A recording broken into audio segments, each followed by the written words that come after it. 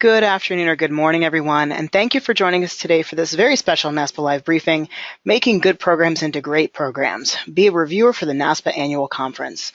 My name is Jace Kirshner, and I'm an Assistant Director of Educational Programs at NASPA.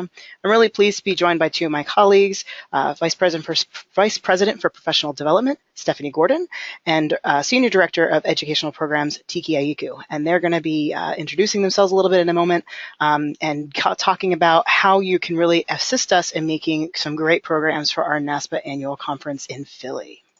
Great, thanks so much, Jace. So my name is Stephanie Gordon, and I am the Vice President for Professional Development here at NASPA, and I am joined by Tiki Aiku, who is going to introduce herself as well. Greetings and salutations to you all. My name is Tiki Aiku, like Stephanie and Jace said. Really excited to have you all join us. Great. So we're excited to have you here to provide this online briefing to help you and your colleagues understand the importance and influence of the reviewer process for the NASPA Annual Conference. We have Tiki and I are here today to really have a good conversation with you about how to be a good reviewer. This is a really important volunteer opportunity in NASPA's professional development process. We'll chat through the guiding principles, our conference location, and how to be a reviewer. And as you can see on the screen, our agenda is the 2018 NASPA Annual Conference, and Tiki and I are going to go through each of these slides with you. Tiki, do you want to share a little bit about the conference? Yeah, so I think the next slide has our beautiful logo. Yes, there it is. I'm so excited about it. As you can see, our conference leadership committee has been hard at work getting everything ready for us. And we'll announce featured speakers and featured programs in about a month or so. And so we're going to be very excited to see you in Philadelphia. I think the most important question that we'd ever ask anybody is, are you Pats or Genos? Maybe we need to try both. If you have a preference, go ahead and throw that in the questions or the chat box, and we'd love to see it. But I don't know which one I am yet, so I'm going to try them both while we're in Philly. Great. So as you can see on the screen, we have some wonderful pictures of Philadelphia. If you are on the How to Submit a Program webinar, you've seen some of these photos before. We're really excited to be in Philadelphia. We're excited to have our 100th anniversary conference in Philadelphia as well. And so part of the connection to Philadelphia and to NASPA as an organization is our guiding principles, which is what the Conference Leadership Committee has focused on for this year. Absolutely, as you can see, not only are we concerned with Pat or Genos, but we're really focused on NASPA's guiding principle. Now, rather than have a separate theme for the conference, we'd like everyone to focus on our 4 I's. And so as you think about it, submitting your program as a reviewer, or as you apply to be a reviewer, think about making sure that when you review programs that you're using the guiding principles and the questions that the CLC developed on the website to guide you through evaluating this year's content. Great. So it's really simple to apply to be a reviewer, and the application process is due on September 1st. When you complete the online application, which when we go through the next couple of slides, we're going to show you some ways to do that online. It'll make sure to match you with your programs that meet your qualifications and skills. And when you get onto the engagement page, you'll be able to actually make those applications. So just like magic, we're going to pop up the website, and then once you get there, you're going to go on programs and events, and when you hover over program and events, you'll see the review programs information. You'll scroll down and apply to be a reviewer for that information, and then log into the NASPA engagement portal to complete that profile that Stephanie talked about. So as Tiki said, I clicked a little too fast. Sorry about that, Tiki. That's okay, I'll talk faster. Included into the NASPA Engagement Reviewer profile. When you get there, you're actually going to complete this profile. The first thing you see will be your content areas, and you'll select up to 4 content areas that you feel like you are most versed in order to be able to match you with programs that match your content area expertise. You'll also then go into target groups and institutional types. For example, you as an individual would be reviewing programs that are focused on the target group of mid-level professionals or new professionals. So depending on your example, your personality, your engagement, who you are. You'll want to put down who you are as a person to connect with those reviewer programs. Also, if you're interested in reviewing programs around institutional types, so if you work at a small college, if you have information about community colleges, or if you work at a for-profit institution, you want to check off those institutional types. That way we match you with programs that connect to the type of experience that you have in content expertise. You want to make sure you press save preferences so that you save in your reviewer profile, you save that aspect of your reviewer profile. One of the other aspects of your application is also selecting the professional competencies in which you feel like you are an expert or have some understanding of the professional competencies for student affairs educators. There are 10 professional competencies. You can see them on the screen. And you'll want to make sure that you take a look at the website, the NASPA Annual Conference website, as well as the NASPA Competencies website that gives you a definition of all of these before you complete your reviewer profile. And then the best part is actually selecting the types of programs. Tiki, do you want to go over those? Absolutely. So we have lots of different types of programs to meet lots of different needs. All of us who have ever been to a conference at NASPA know that we have 3 or 6 hour pre-conference workshops. Those are generally held this Saturday or this Sunday just prior to the annual conference. And so those are extended learning sessions made to help people have a deeper dive into content areas of interest.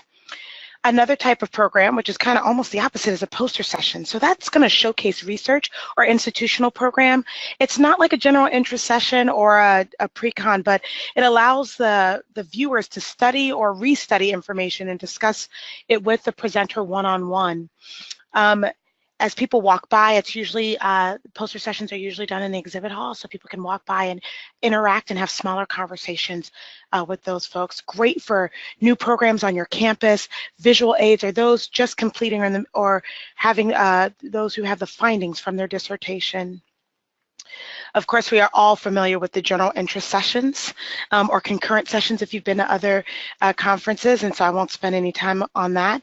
And then next we have sponsored or virtual sessions, which will be those that could be in our virtual ticket room that would be recorded. So things that are going to be interactive or highly engaging would be the kind of sessions that we would go that would go into those kind of session rooms. And again, they're like general interest session, but they're either sponsored by a knowledge community or could go into our virtual space. Another type is a TED Talk-like presentation called SA Speaks, which stands for Student Affairs Speaks. They're submitted by your peers and selected by your colleagues, and they're about 10-minute talks, and they offer presenters and participants an innovative look at important topics, or a means to spread ideas about how you can change student affairs, and sometimes even they include personal stories. And last but certainly not least, the scholarly paper sessions. These sessions give presenters the opportunity to share their scholarly research. The papers are reviewed and selected by members of our faculty council and then are assigned a discussant prior to the conference. Each 50-minute session will have about 3 to 4 scholars present their paper, and then it'll be followed by comments from a discussant as well as facilitated question and answer sessions. Stephanie, did I miss anything in that? No, great job. Those are definitely the types of programs that will be submitted for the NASPA Annual Conference, and will be the opportunity for you to select what type of program you want to review. So in that same engagement profile, once you figure out and you submit and update your profile, so all of those content areas, your professional level, your institutional type, you'll want to scroll back up to the top, and you'll see on this slide right here this idea of this engagement home where it says if you're interested in reviewing the programs for the 2018 NASPA Annual Conference, you'll click on that to apply to update your application. Once you get there, you'll get to this area. This is my reviewer application. You can see I've selected a lot of programs to review. That means I will get all different types of program types. I'm going to be reviewing a full day pre-conference workshop. I'd like to do general interest sessions. I'm also interested in the constituent sponsored sessions, which Tiki talked about, the knowledge community sponsors, the AVP steering committee, community colleges division, our faculty council, Equity, Inclusion, and Social Justice Division, as well as the Professional Standards Division. each one of these constituent group sponsored sessions will actually get reviewed by the individuals who are engaged in those constituent groups. So for example, when you click on constituent group sponsored, you'll also then click on knowledge community. Once you do that, similar to this previous slide, which I will get back to, is there is something we'll click at the top. Hold on for 1 second. It'll say, once you click here to apply, it'll also come up and say in red, you need to select the knowledge community in which you would like to review which knowledge community, because we have 33 knowledge communities that you could submit your program for consideration for sponsorship. So that's where, if you are a member of one of these knowledge communities, you want to make sure to click off constituent group sponsor sessions and that knowledge community and select the knowledge community so you can actually be in the pool of reviewers to review those submissions for that particular knowledge community themselves. So make sure you do that. At the very bottom, again, save preferences. You'll be able to make sure you select those program types so that you can get matched to those programs themselves. That's a really, really important process of the application. So we want to make sure that you understand why it's really important to review. So Tiki, would you take that away? Absolutely. So you want to think about why you would even start to do this. So whenever I review programs, I think about how can I help my colleagues, people I know or don't know, get better or improve or highlight something in their program that was particularly interesting to me or a need for our field. We also enjoy, or I enjoy, because I want to make sure that our profession stays rigorous. And so I guess I'm a tough grader. So I think about how to make sure that we bring the very best programs to the annual conference, because not only would I be a reviewer, I'd also be a participant. We would also want to make sure we maintain awareness of new and emerging promising practices, research, and engagement in student affairs. And I think it's really a conversation between the author or the presenter, the person kind of submitting the program, and the person reviewing it. And then lastly, the conference committee, because they take all of your reviews, the thoughtfulness that you put into it, and they bring that forward into the committee discussion when they meet in person in October to determine whether the program should be included in the annual conference this year, how it can be approved, or what impact it can have on our participants. I really do think that peer review is a matter of subjective opinion that's combined with lived experience. So you're going to be asked to give your own personal opinion about the quality of the program. That's why we need so many reviewers. So I know you all are on this live briefing today, but please encourage your colleagues to also review, because we like to take into account many different opinions when we make our decisions. So how to be an effective reviewer is a little more nuanced.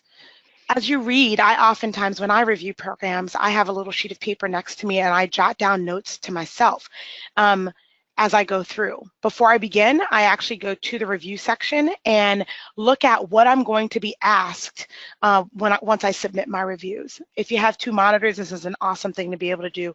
I open the program in one monitor and then my review stuff on another monitor. And I think about, as I go through, making little notes to myself about what I'm going to do or what I need to say.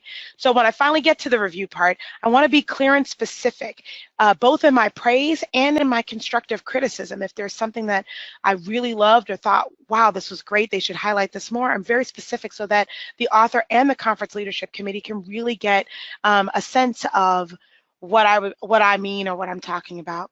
I'm always professional. Please remember that all of our program submission presenters or potential presenters, we give them the reviews. Now, while there are no names attached, we always want to be collegial and civil, even if the quality of the program is not quite up to our own preferences or snuff. I always want to be actionable. I think about, if I do have a criticism, I want to also give them an option or maybe a thought about how they could change or make something better. And then lastly, I want to make sure that what I have to say is well written and clear and concise. That's awesome, Tiki. Thank you so much. You know, as we think about giving this feedback to our colleagues, the most important part is that they're using this as also in a professional development opportunity to listen and hear all the things that Tiki was saying, put it into their development of their program. Whether it's accepted or it's not accepted, the idea is that you're giving some really good feedback and communicating to the potential presenter what kinds of things would make this program better, or what kinds of things that you're concerned about as a professional to professional. As we go into this next slide, we really have told folks around submitting their proposals that the program itself has to be relevant to NASPA's guiding principles, as Tiki said earlier in this presentation, that there's a solid foundation for proposal content, and that there's an adherence to the regular submission guidelines. Things that are spelled correctly, they've given a proper outline for the type of program that it is, that for Essay Speaks, for example, there's an opportunity to do a 2-minute video of yourself to talk about why you want to provide an Essay Speaks during the conference. Well, if you select Essay Speaks as one of the review opportunities, you're going to watch those videos and read the small abstract that the person submitted. But really that feedback about presentation style and engagement and the story that they're trying to tell, you want to make sure that you're being clear, concise, and honest, but also that the video is also clear, that the submission guidelines are followed, and those will be available to all the reviewers in the application process, and then through the submission process when you get your actual reviews to complete. As you're reviewing a program, you want to make sure that the person who submitted it had good writing practices, that they were, again, spelling things correctly. We are a scholarly profession. We want to make sure that that actually is demonstrated through the reviewer process. A couple of other things that are really important is this idea of multiple perspectives, diversity of institutions, diversity of individuals, and looking at the way the program is pulled together. We want to make sure that it's a program that is worthy of the nearly 500 to 600 sessions that we are able to have. We usually get about 1,800 program submissions for about 600 spots. So if you do the math, it's a lot of programs that we're not going to be able to accept for the NASPA Annual Conference. So looking at the multiple perspectives and the diversity of institutions and the diversity of individuals is a good opportunity to say, hey, this program has 4 really different people from different institutions who have different perspectives on a similar topic that then could be really interesting to have our participants experience that content area from that particular presentation. A couple of basic things, the program title needs to be short, the abstract needs to be pretty clear, and then again, the program and other information needs to be very up to date. A couple of more specific things on the clarity, detail-oriented information that's important to put into your review. So when Tiki was talking about being clear and connecting to the conference information, just because you don't like it doesn't mean that all you write is, I don't like it. What you'd rather say is this program needs some additional whatever it is, content, experience, research to be pertinent to the field. That would be a better way to say that. It needs to be really detail-oriented. Instead of saying, the data just isn't there. It needs to really say, I found the data regarding the student leaders' decisions lacking. The program would be stronger if there were specific data on that aspect of the program. So this is some of the examples of clarity and detail-oriented experiences that we'd want included in the review process. And it doesn't help the coordinating presenters if you just say simply, I don't like it, or I don't think it's a good program. It's really important to share a couple of other very specific details that help the presenter understand either why it wasn't accepted or why they really need to make some changes to the program before it gets presented at the annual conference. Tiki, any other connections to this clarity aspect or examples that you might have? It's okay if not. No, nothing now. I can't wait to the professional part. That's my favorite. Okay. Well, why don't you do this one? Absolutely. So, in addition to the annual conference, NASPA runs lots of other conferences, so I read a lot of reviews. And so I would ask that you be professional. Using words like this program stinks or this is awful, and I actually have seen that written into a review, that's not cool. So you want to say something about, the content of this program needs further exploration in order for it to be relevant to the intended audiences. You know, that's a much nicer way to say it's not quite up to snuff. Also ask that you be kind. I've actually had people put in a review a bunch of Z's like they were going to sleep. That's not kind at all. People work really hard on their program proposals, and sometimes people, it may be their first time ever submitting for NASPA, so we always want to be developmental. So thinking about saying something like the presenters are too inexperienced to know anything about this topic might not quite be the way we'd want to share feedback to our younger professionals. Maybe we could talk about there being some additional readings or research or some senior level perspectives that might make the program more robust. That would be a great, better way to go about that. We should make assumptions about what they know or don't know, or if we have knowledge in a particular area about why they chose to cite or not cite a particular author or reference particular framework. So saying something like it's inexcusable that you didn't cite these authors might be harsh. Thinking about to say like these studies, maybe name them, were not included in the justification for this program. If accepted, it'd be important to review and cite these for they could be, for as they are foundational to the content. That's excellent. And again, when we think about always wanting to be helpful to our colleagues, to be able to provide the authors or the theories or the research with specificity will oftentimes make the comments that you have, though may be critical, that'll make them much more well received. Thanks, Tiki. So then the next part is this actionable aspect. And when we think about what the person will do with the information once they receive the reviewer information, ideally what we're looking for is another professional development opportunity here. So even if the program was rejected from the NASPA Annual Conference, we want people to engage in the learning process. So instead of saying something like this program content isn't new, they need to do more research, the idea might be that, hey, there's some studies from this author that would be helpful in developing additional evidence for your argument. Or I've seen a couple of opportunities here where someone submits a program on a conference or a program that they've just only proposed to happen in the fall, or they think it's only going to happen in the spring, and the conference submission process in the fall. So they actually haven't experienced or gathered any data, and so giving them some tips to say, hey, well, the program hasn't yet occurred, so let's figure out what other data would be useful should you submit this for a future year.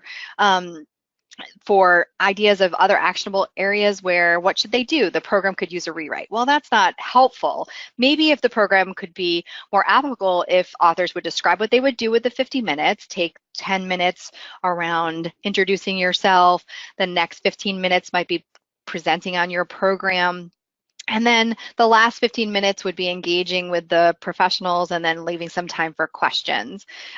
Giving some really specific information about what should the content be, how the content should be improved, whether it be for an accepted program or a rejected program. The next one is well written, which it's pretty standard. Respecting the coordinated presenters and their colleagues, wanting to make sure that your review is very well written, that you don't just say, I don't like it, I'm not interested, this is boring, or as Tiki said, just putting a bunch of Z's saying that you're going to fall asleep is really not a way to respect your colleagues, because they put some time into submitting this presentation. You should put some good time into presenting your reviewer experience. An important aspect to think about, you'll get assigned anywhere from 8 to 10 programs. And so between the time period, which will give you some deadlines later on in this presentation, but you want to really schedule out some time in your calendar and really think that you're going to spend about 20 minutes reading each program and writing a review. You should be pretty specific in your information that you submit to your reviewer to your presenter colleagues, and then remember always that we are scholar practitioners. If you've read a program and you don't exactly know the information, you could also let us know and to reassign you to a program that might be of something that you know about, so that we want to make sure that you're reviewing programs around the content area that you are aware of. Tiki, if you want to take the other questions that you might ask yourself. So whenever you sit down to begin reviewing programs, and like Stephanie said, you need to block out a little time. I've tried to do 10 in a row, and that can be a little tiring. So you want to be thoughtful in the review process. And so I think about the following questions that you might ask yourself. Do you believe in the program content? Is it relevant? Is it things that we need right now in student affairs? Or is it forecasting really interesting things in the future that we need? What can you do to help the authors improve their content? Would you want to go to the session? Or do you have a colleague that it might not be your area of expertise or interest, but you definitely can see a colleague of yours at this program getting a lot of good information?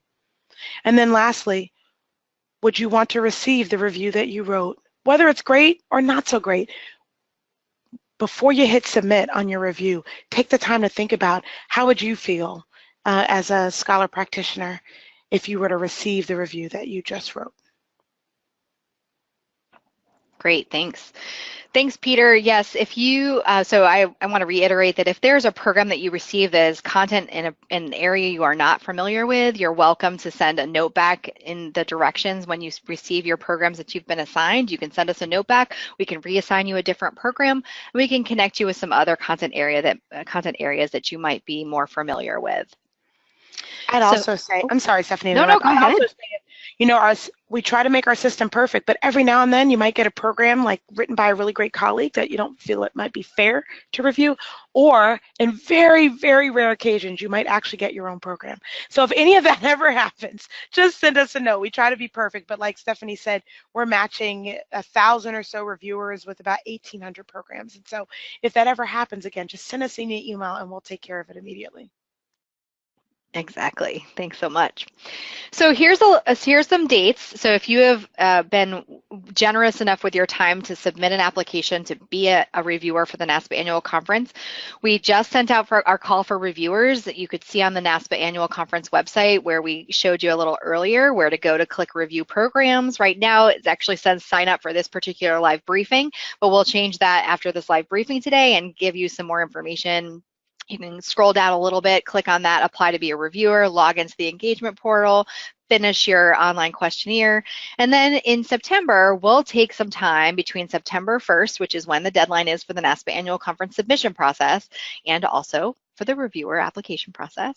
And between September 1st and September 12th, we'll do that wonderful experience that the NASPA staff loves to do, which is assign the reviewers to programs. We have a very short time period for the review for pre-conference workshops. It's September 12th to September 21st, a real quick time period, because we really want to get our pre-conference workshops selected and up on our registration page by October 2nd. The other parts of the program, so the SA Speaks programs, the general interest, the knowledge community sponsored programs, virtual ticket, those all can be reviewed from September 12th to September 29th. We have an online review process over the 3 weeks. Any of that communications that can go back and forth from our staff to you, or the opposite direction if you need some readjusting of who's assigned to what program, will happen during that time period. We will send several reminders to you to remember to complete your reviews. And if something comes up during that time period, please do let us know if you can't complete your reviews. We are relying on our 1,800 reviewers or 1,000 reviewers to complete your reviews, because there is about 12 to 15 individuals who come to the NASPA office in October to select these programs, but we really rely on the thousands of reviews that you all complete in order to rank and support our programs to select them for the NASPA Annual Conference. So again, each reviewer will see between 8 and 10 programs to review. For those superstars who complete their reviews and really enjoy the process, you're welcome to ask for more programs to review. We actually have a lot of people who do that, so we're happy to take additional time to review give you some more programs to review. And then we'll go into this next slide to talk a little bit about the overarching program review. Tiki, do you want to take that one? Absolutely. So each program is going to be reviewed a minimum of 5 to 6 times in the online process. Hopefully you all will sign up to be a part of. And every program type has a different set of questions. We can't review poster sessions the same way we're going to review SA Speak sessions. The reviewer's comments, again, will be shared with the coordinating presenter with no identifying information, so it's a single blind review. But again, we will share the comments. That's why we spend all that time talking about what it means to be a great reviewer. And then every reviewer will be asked to make a final assessment when you complete each review, accept with improvement, or reject. Now, the presenters won't won't be able to tell which reviewers accepted or rejected their program, just the conference leadership committee. Great. And these are the pieces that are really important for you to take a look at, because we really do value each and every individual reviewer who takes the time to provide some information and provide some feedback to our conference submissions.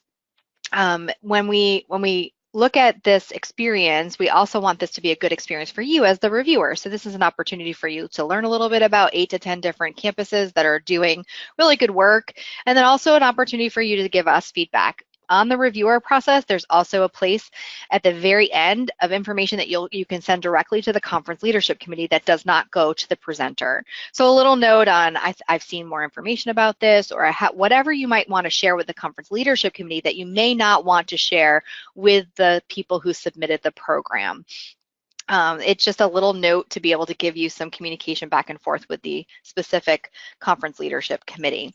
So our NASPA Annual Conference Chair is Kevin Bailey. He is the Vice Chancellor for Student Affairs at University of North Carolina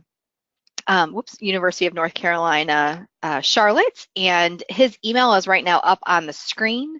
And then we have a number of staff who specifically work with the program content as well as the content when we schedule conferences, assign reviewers, etc. So Tiki, of course, is on the live briefing with me today. Jill Gately is our Director of Meetings, and Greg Morris is our meeting planner. So you might hear from any one of the 4 of us to talk about your reviewer experience, to give you information back and forth. If you have other questions during your review experience, you can certainly contact any of us around those experiences. Tiki, do you have any other things you want to share with the group before we maybe open it up to questions? I know that it might be an opportunity for y'all to find that question box to add any additional questions to that question. No, I would just say that we can't impress upon you enough how we could never do this without all of our NASPA volunteers. And so thank you all for taking the time today to join us and for volunteering, hopefully to review programs and getting your colleagues also to help us review programs. Every conference, every program is what we all make it together. And so we're just excited that you all were able to join us, and hopefully you all will sign up to review some programs. We'd love to take some questions or comments or any other best practices for folks who have been past reviewers. It looks like Cassandra Spencer has a question. So at the beginning, we stated the average number of programs you get and the average number of accepted programs. I can certainly restate those numbers. So we usually get about anywhere between 1,500 and 1,800 programs submitted. And we usually have around 550 to 600 conference sessions. So that is the usual numbers. We're really not sure whether or not we will get that many in this year. So our deadline for submissions is September 1st. We tend to have a lot of last minute program submissions. Right now we have about 200 programs already started in the system, and we will continue to receive those through the submission time period. Other questions that you might have as you think about your review experience? Another important content area is that to remember is that you can both submit and review programs. While it's really rare, as Tiki mentioned, that we would assign you to the same program that you submitted, we would certainly make sure that you are not reviewing your own program and reviewing others that might be around the same content area. So when does a review you make become final? So one of the things that you'll do is you'll be able to log in to your review process and click on the review button. It'll bring up a pop-up button which shows you the program. And so as Tiki mentioned, if you're one of those folks who work with 2 screens, it works really well to bring up the program on one side, read it on one side, and open up the review document in the other screen. But if you are a paper person, you also could print out the program itself, make your notes on that program, click open the review document, and then type in your review there. As soon as you click submit and make a final recommendation, Tiki talked about the idea of accept with improvements, and reject. Once you click on those and you click submit, that goes into our system. So you can always go back and click on that review again and make changes up until our review deadline, which is the September 21st for pre-conference workshops, and it's September 29th for the regular programs. So ideally, it's when you click submit, make that final recommendation, that's when your program is submitted. But if you log back in and you can click on that review again and make some changes, you can certainly do that. But it's best if you try to make that review in that one sitting. It sounds like we're having a little bit of a cheesesteak conversation in the background. So we'll all have to like hang out and do some sort of session that we could have folks sign up for. Like, let's do a Philly cheesesteak tasting. That will be really important. So Marquise McGriff, I'm sorry if I'm saying your name incorrectly. You're emerging professional, so you're not as experienced in some of the applicants and the submissions that you're reviewing. It's a great opportunity to learn and do and see what else is out there. It's a great opportunity also to just submit the information of things that you do know. So in your reviewer profile, make sure that you put some information. So say you are a student activities advisor and you work with student government, or you're in a graduate program and your assistantship is in health and wellness. So make sure you click on those topic areas that you know about, and then also note that you are a new professional or a graduate student or an undergraduate student that would like to review programs for those target groups. So it is a great opportunity for you to do some reviewing of those types of programs. It is a great opportunity for some professional development, but it's also important that you are reviewing programs for your colleagues of things you do know about. So that's something important to note. Other questions? We will definitely send you the link on how to sign up to be a reviewer upon completion of the presentation. Thanks, Claudine. We will definitely do that. All right. Well, it looks like we may have had all of the questions. If you have any other questions, again, feel free to email us. We hope that you will sign up to be a reviewer. The deadline is September 1st, and we will point you in that direction when we send you the recording of the information. All right, that's going to do it for us this afternoon. Thank you all so much for your attention here today, and thank you again to Stephanie and Tiki for the great information. We've had some thank yous that are coming through, so I'm really glad we were able to provide this. And I will be letting all of you know as soon as I can when the link to this in YouTube will be available, so that you can watch it or send it to people that may not have been able to be here today. So with that, thank you all so much, and have a great afternoon.